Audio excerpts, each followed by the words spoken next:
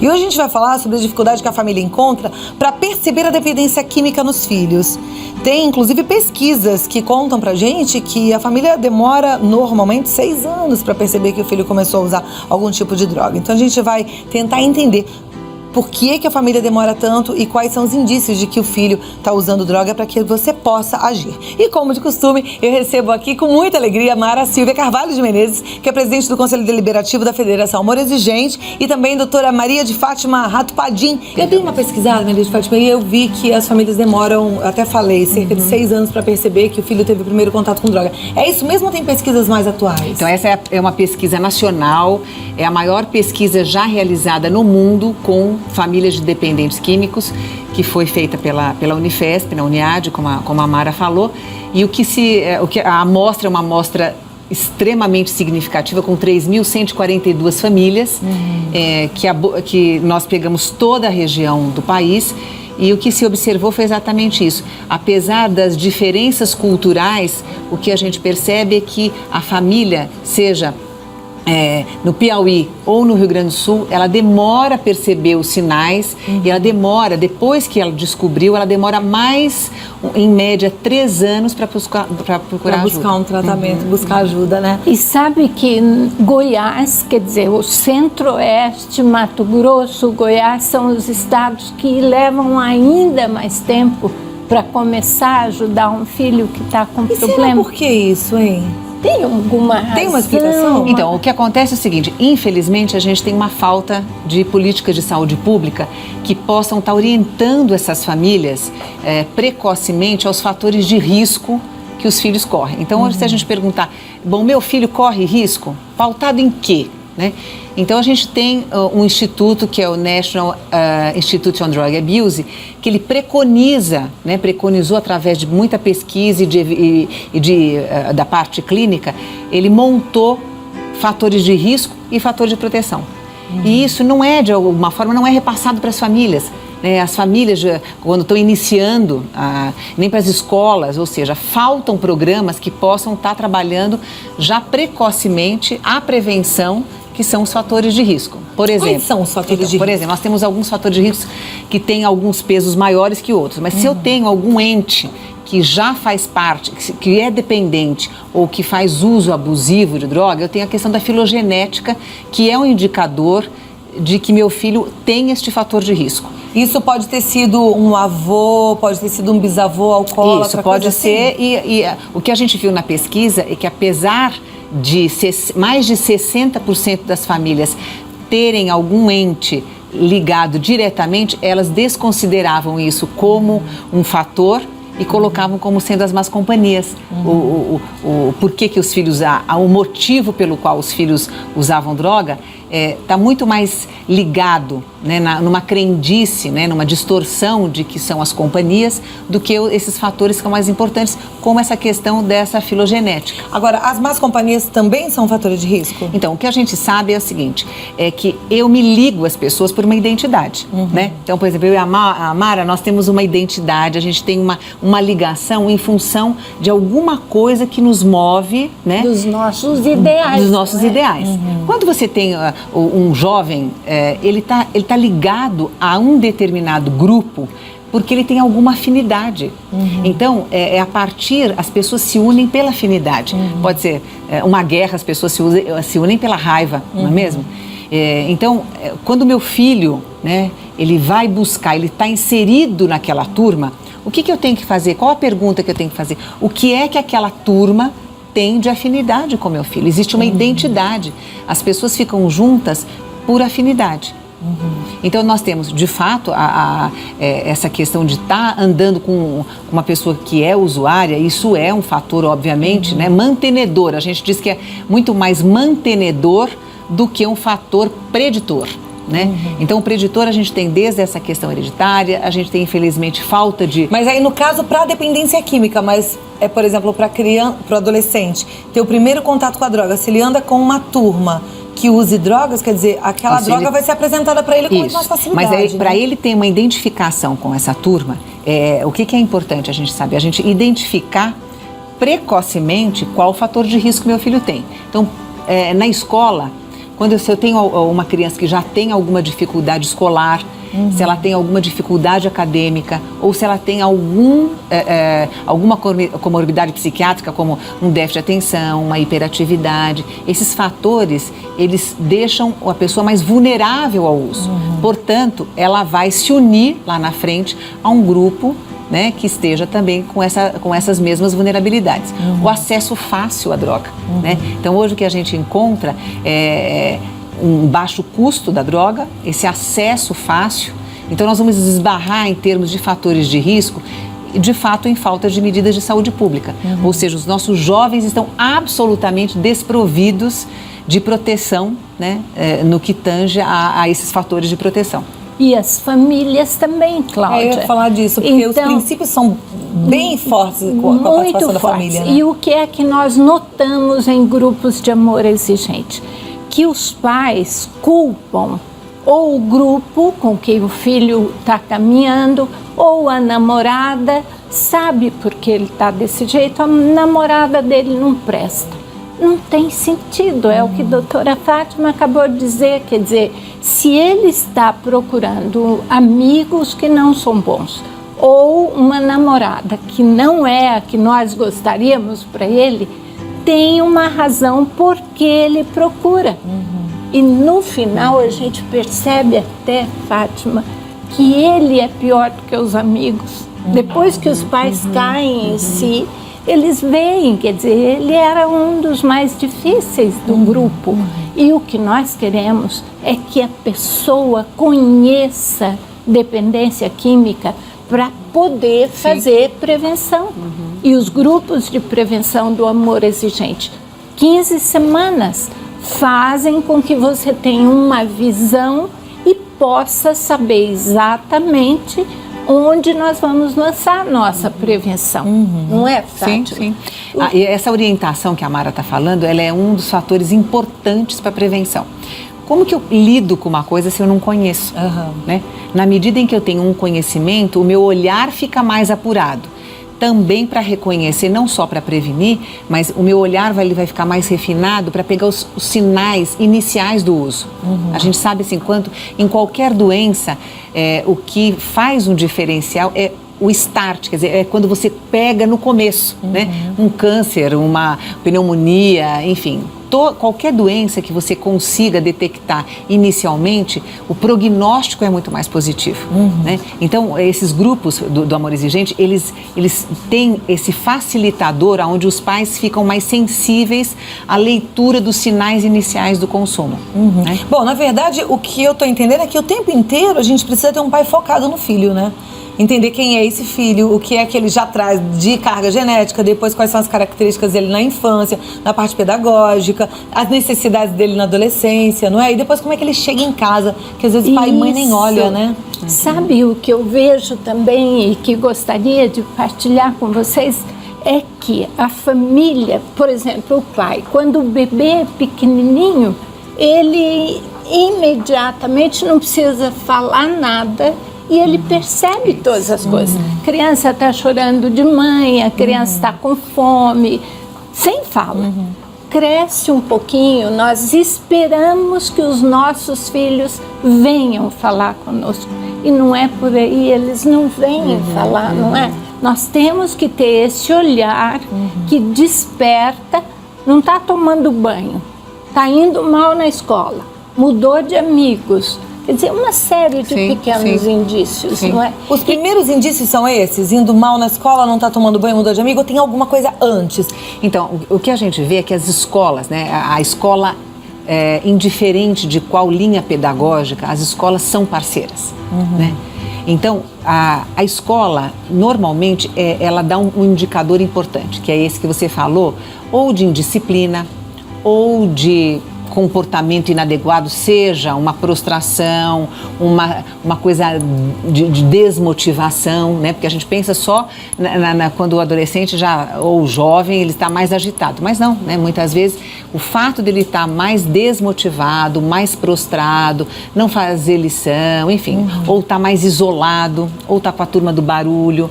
Quando a escola convoca, é muito importante que a família não se sinta culpada e não reaja, não fique que reativa, que ela vá ouvir o que a escola tem para trazer, porque as escolas normalmente elas só contribuem, né? E eu acho que contribui para poder ampliar esse olhar. Agora, Maria de Fátima, você que é psicólogo, o que será que faz pai e mãe rejeitar tanto uma possibilidade do filho estar usando drogas? Porque o que eu vejo é assim, pai e mãe falando, não, meu filho não. Ou, será que aquelas amigas da minha filha usam droga? A minha filha não, nunca, né? Eu vejo muito isso nos pais. O que a gente percebe é o seguinte, a droga, ela tem um estigma muito forte, né? Então, as pessoas usam droga porque são mau caráter, né? Ou então, sem vergonha. Então, o que a gente precisa é modificar essa questão do que é o uso, abuso e a dependência, né? Então, quando a gente pega um adolescente ou um jovem que usa droga, a mãe diretamente, bom, se ele faz uma coisa errada, a culpa é minha. Essa questão de autoculpabilização que a gente diz, ela prejudica esse processo, né? Porque não, a culpa não é minha, né? E o que a gente... exatamente por desconhecer o que leva o indivíduo a usar a substância, né? O que leva... lógico que existe. E no Amor Exigente a gente aprende a entender o que é que leva um adolescente a se aproximar e começar a usar drogas, né? E percebe que nós não somos culpados, mas somos sim responsáveis para trazer de volta, para intervir e fazer com que as coisas deem certo. Isso dá certo, isso modifica. No próximo bloco a gente vai falar um pouco mais sobre esse assunto. Eu quero tentar deixar isso muito claro para você. É um começo, na verdade, a intenção nossa aqui é que você realmente vá ao grupo de Amor Exigente. Como eu falei no começo, é um grupo de qualidade de vida. Eu não conheço uma pessoa que tenha ido ao grupo de Amor Exigente e não esteja melhor hoje. É o que eu quero para você. A gente continua já. Eu continuo com a dona Mara, a doutora Maria de Fátima, da Unifesp. A gente está falando sobre um assunto muito importante, que é... Por que as famílias demoram tanto para perceber que um familiar, um jovem, um filho, um neto está usando droga e muitas vezes já está dependente químico? Bom, eu estou aqui impressionada com esse número, doutora Maria de Fátima. É uma pesquisa recente, olha aqui, mostra que 28 milhões de brasileiros sofrem com a droga na família, ou seja, pelo menos 28 milhões sofrem com um usuário e um dependente químico, né? E que causa tanta coisa. A gente precisa mudar esse número. E é possível, né? É possível. Agora, sabe, as nossas revistas são mensais. Você fazendo assinatura da revista do Amor Exigente, você fica muito atualizado com tudo que está passando por aí. São 30 anos do Amor Exigente que nós celebramos em janeiro. Parabéns, e tem aqui um artigo do Dr. Ronaldo falando por que nós devemos dizer não à legalização e à liberação da maconha. E nesse outro tem a pesquisa feita pela equipe da Uniad, sob a orientação da doutora Fátima Paty. Tem uma coisa que a Mara falou que é importante, esse artigo que está tão falado, essa questão da legalização das drogas, o LENAD, que é o Levantamento Nacional, ele fez o levantamento nacional de maconha, álcool e cocaína. E se fez um levantamento com os familiares, com todo o Brasil, e 111 milhões de pessoas são contra a legalização da maconha. Olha isso. Então, o nosso foco, né, de deixar realmente todo o trabalho baseado em evidência científica não é ficar olhando um grupo minoritário, porque 111 milhões de pessoas, né, nessa pesquisa não querem a legalização da maconha. Então, quem é que a mídia está ouvindo? A mídia não está ouvindo as famílias.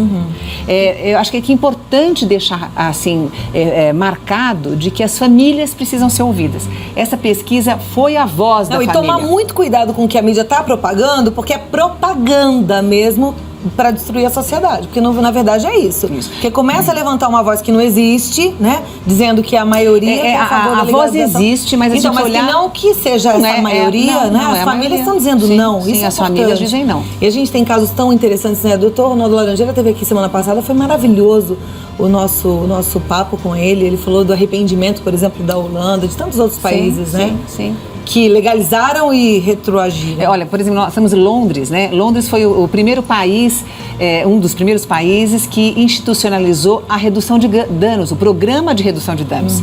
E voltou atrás. E nós, né, um país enorme que não temos a menor condição de fazer um programa desse porte. Estamos instaurando um programa de redução de danos que deu errado no Reino Unido. Quer dizer, então, assim, este olhar distorcido diante dessas novas políticas, elas vão prejudicar intimamente não só o dependente, mas as famílias. E essas famílias precisam ser ouvidas, precisam falar. Tem um fato interessante que nós fomos a todos os grupos e a todas as comunidades terapêuticas que foram visitadas, 3.200, né, que na amostra nós colocamos 3.142 famílias, mas nenhuma família se recusou a falar. Então você veja assim, que existe uma fala travada, né? Uma necessidade de ser ouvido.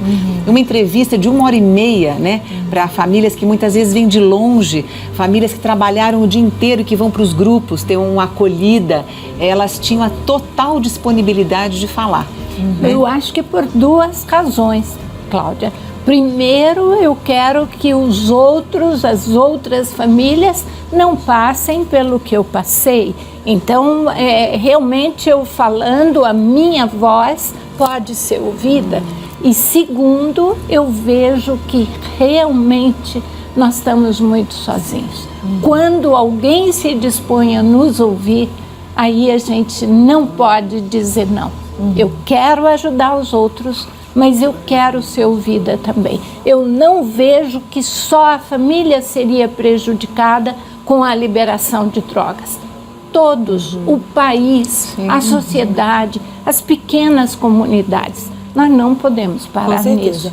Agora vamos voltar um pouquinho no nosso assunto, né? De como é que as famílias podem perceber que o filho teve o contato com droga. Eu fico pensando que talvez antes dele chegar à dependência química, a família já precisa estar atenta, não é? Assim, e existem alguns sinais. Um jovem, por exemplo, que fumou maconha, ele vai chegar em casa de que forma? Então, o que a gente percebe é assim, quando ele traz a maconha para casa e quando a mãe detecta efetivamente e pega a droga, no mínimo há 2 anos ele já está fazendo consumo, né? Então, ele começa a perder a capacidade crítica, né?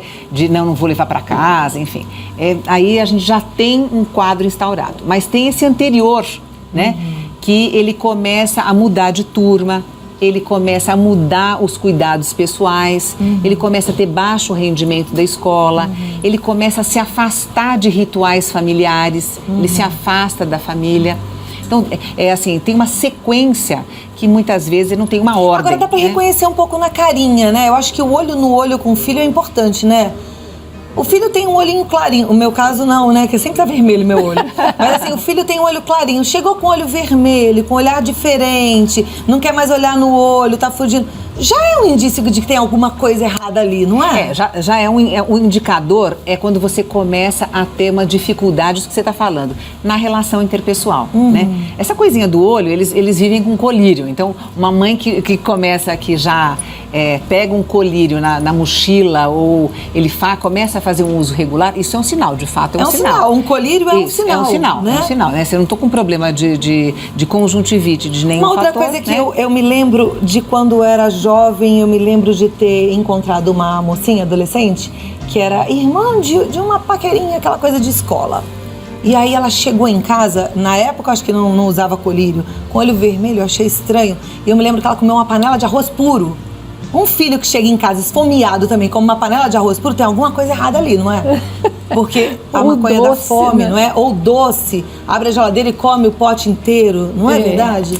O que a gente precisa, realmente esses sinais, né, eles evidenciam alguma coisa, né? Agora, o mais importante é você pegar os sinais sutis, que eles são anteriores a isso. Porque quando ele tem a larica, né, em casa, é porque ele já está consumindo em casa. Porque a larica, ela vem quase que em seguida. Então, às vezes ele usou a maconha lá na festinha e só vem às 2 horas da manhã. Aí a mãe não vai perceber. Aí a mãe não vai perceber, né? Mas, assim, outros sinais, por exemplo, no caso de uso de cocaína ou de anfetamina ou de estimulante, é quando ele começa a pernoitar fora de casa, né? Quando ele começa a rarear o contato com a família, né? O distanciamento, você falou muito bem, assim, e eu acho que essa questão da família poder observar que não é uma questão de adolescente, o jovem não faz isso. tudo depende da frequência e da intensidade. Lógico, tem momentos que o adolescente não vai querer ficar com a família. Tem um afastamento natural, normal Isso, no adolescente. Então, mas o que a gente não pode confundir é que esse afastamento natural, ele se perpetua em todas as atividades. Então ele já se recusa a ficar com a família no final de semana, já se recusa a fazer eventos da família, já se recusa ao olho no olho, né? Ele tem... Você começa a ter a frequência e a intensidade aumentada, isso é um sinal importante. Como é que o Amor Exigente vê essa coisa de... Tem um evento familiar, aí o adolescente fala, eu não vou. Aí, qual é a postura da família para esse filho? Olha, é tão diferente, não tem assim uma receita. Não tem uma regra, né? Primeiro, você tem que saber como é seu filho. Seu filho gosta de estar junto com vocês, ele realmente participou sempre, é uma alegria para vocês estarem juntos. Por que de uma hora para outra ele não é mais isso? Aí é hora de nós pesquisarmos, irmos fundos, sermos mais atentos. Agora, se ele não participava muito, se ele prefere ficar lendo, ouvindo música, não, eu vou mais tarde, eu dou uma passadinha depois, é outra conversa. Cada caso é um caso, Cláudia. Cada situação, mas o que eu quero dizer para você é que você, mãe, intui, percebe, sabe, dê valor às suas intuições, desde coisas assim, meu filho quer ir numa festa. Você no seu coração sente que não deve ir, não deixe ir. Por quê? Porque vai dar coisa que não é boa. Mãe percebe. Nós devíamos prestar mais atenção. Primeiro, intuição. Depois, prever coisas. Se vai para a festa 3 horas da manhã, o que vai fazer lá? Prever para prevenir. Tente, questione, reflita sobre isso. Intuição, reflexão, questionamento, para daí você se posicionar e ação. Não pare, não fique quieta, vamos agir. Veja os amigos, veja a mãe dos amigos. Amor Exigente fala assim, olha, estão numa fase que estão todos querendo ir na tal festa. Um fala, minha mãe deixou. Telefona para a mãe, você deixou mesmo? Porque às vezes fala que uma deixou para outra deixar. Outra deixar e no final das contas, quando você vai ligar, uma já falou com a outra que já deixou e elas deixam mesmo, deixam mesmo. Então, tem que haver uma armação da família as mães têm que ser proteger essas crianças e fazer o que for melhor para elas. É simples. Agora, é simples, mas às vezes é difícil, né, dona Mara? E aí é que eu te digo, você que está em casa, que talvez tenha dificuldade de falar para o seu filho assim, não, você não vai à festa porque vem uma culpa, porque você acha que seu filho não vai suportar esse não. Venha para o grupo de Amor Exigente aprender a falar não é? E de maneira gostosa, porque você vai dar outras opções. Vamos fazer isso? Nós podíamos organizar alguma coisa aqui em casa, enfim, é por aí, não é, Fátima? Sim, Fátima, e você vendo esses grupos de Amor Exigente, como você estava falando, o que é que você acha que as mães deveriam saber? A Cláudia tem adolescente. Eu tenho adolescente. Eu tenho uma de 14 e um de 21. De vez em quando eu falo para ela, Cláudia, qualquer dia eu que vou entrevistar você para o seu pessoal te conhecer muito bem. Aliás, nesse domingo no Super HDB, que é um programa da Dani Pink aqui na Rede Vida, às 3 da tarde, tem uma entrevista comigo. Aí ela bate um papão, conversa, pergunta da minha vida. Aliás, eu te convido para assistir, tá? Domingo às 3 da tarde. Mas é verdade. E a gente, como mãe, sempre tem uma certa experiência, né? Eu acho importante as mães conversarem. Então, eu acho que tem uma coisa, a Mara falou das mães se agregarem, né? Por que o jovem tem força, né? Ele tem força porque ele faz parte do grupo, ele se associa a um grupo. E o que as mães fazem normalmente, quando eles começam a adolescer ou a ficar maiores, elas acabam não tendo a troca. O Amor Exigente, elas se isolam, né? E aí vem uma série de crenças distorcidas, desde a mãe do outro é melhor. Bom, se a outra deixou, quem sou eu? Né? Puxa vida, todo mundo fuma maconha. né? Nossa, mas estão falando que é para legalizar, mas o que tem falsificar a carteira lá? O que tem entrar numa festa de 18 anos? Meu filho também tem 17, né? Então ela começa com esses pensamentos que são altamente sabotadores, né? E esse isolamento, o que leva é realmente a fortalecer a posição do grupo do filho. Na hora que eu me agrego, a hora que eu pergunto, a hora que eu vou a um grupo, eu tenho dúvida, né? A hora que eu faço essa técnica do espelho, quer dizer, ela pode me dar uma dica importante. Olha, não, é o seguinte, eu fiz assim e deu certo, não, mas assim como eu não faz. Quer dizer, essa troca que os adolescentes fazem, né? E que a gente tem que olhar para eles, como é que eles se fortalecem. Né? As mudanças ocorrem quando as pessoas se unem, né? Uma andorinha só não faz verão. Então é muito importante que esses pais, como a Mara falou, que eles troquem, que eles perguntem, né? Por que vai, mas aonde? Essa coisa de sair de madrugada, mas foi aonde? Aliás, como as escolas que acabam agregando muitos adolescentes, elas podiam fazer umas reuniões de pais, mas para fazer esse entrosamento, né? Seria muito bacana. Olha, você sabe que eu coordenei alguns projetos na área de prevenção de drogas, né? Na área com algumas escolas particulares. E o que a gente vê é que os pais que vão à reunião são os que não precisam. Isso é verdade. As escolas promovem muitos encontros de pais que vão desde pegar nota, né? Mas assim, eles chamam especialistas. Olha, eu já fui em várias escolas, a gente faz grupos e o que a gente vê é que quem vai são provavelmente os filhos que não darão problema. Né? Então, são os pais mais atentos, né? Que estão mais a gente tem dois tipos de educação, né? A educação formal, que a escola dá, e a educação informal, que ela vem da onde? Ela vem da família, ela vem da mídia, ela vem dos pares. E a força dessa educação informal, ela é devastadora.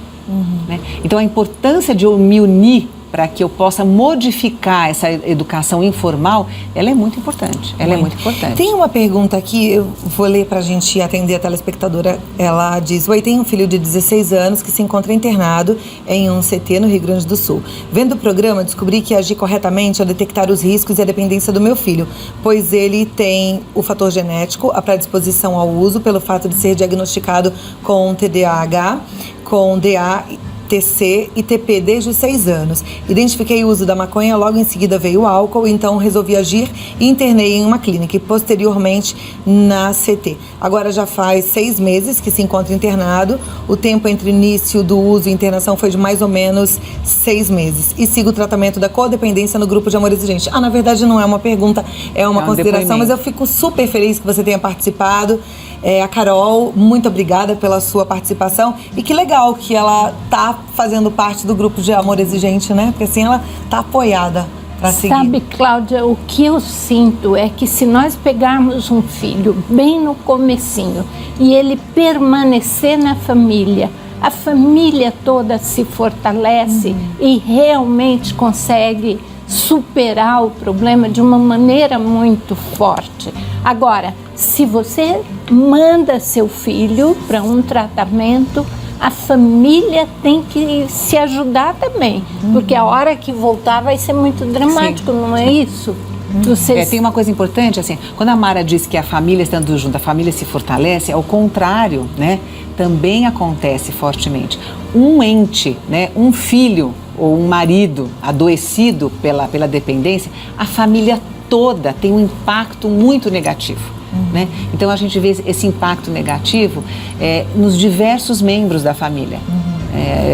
Se é um filho, você imagina uma mãe, né, ver um filho dessa forma, né? Ela fica adoecida e aí o pai que fica impotente ou que já tem uma disruptura familiar e o outro filho ele fica que não está em uso muitas vezes, ele também fica prejudicado pela falta de olhar, né? Então essa reorganização familiar nesse momento ela é muito importante. Ela é muito importante tanto para receber o filho que está na comunidade, quanto para mantê-lo depois numa prevenção à recaída. Né? Bom, infelizmente nosso papo é mais curto do que eu gostaria, né? Mas a gente está falando sobre a dificuldade que a família encontra em perceber a dependência química nos filhos. O tempo já acabou, mas eu queria que vocês deixassem um recadinho final para as famílias que estão em casa sobre esse assunto. O meu recado é que realmente as famílias procurem ajuda, elas procurem famílias que possam estar, e grupos como Amor Exigente ou como outras, procurem profissionais que possam estar contribuindo para resgatar o mais rápido possível o filho ou o seu ente que passa por esse problema.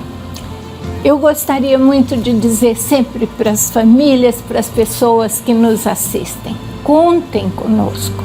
Sabe, o Amor Exigente é fácil de achar, não tem custo nenhum e você vai crescer muito a sua qualidade de vida em 4 pilares: princípios, valores, a espiritualidade pluralista e a responsabilidade social. Juntos, nós vamos fazer um Brasil muito melhor do que já é, não é? Eu tenho certeza disso, mas é urgente, né? A gente não pode ouvir aqui toda segunda-feira e falar, eu vou um dia, uma hora, não, vá. Não fique só. Amor Exigente está no site www.amorexigente.org.br. O e-mail é info@amorexigente.org.br e o telefone é o 0 operadora 19 3252 2630. Mas como Dona Mara disse, ela está no Brasil todo e em alguns lugares fora do Brasil. Então tá fácil de você encontrar um perto da sua casa e fazer parte desse grupo de qualidade de vida. Muito obrigada, doutora. Dona Mara, muito obrigada. Obrigada.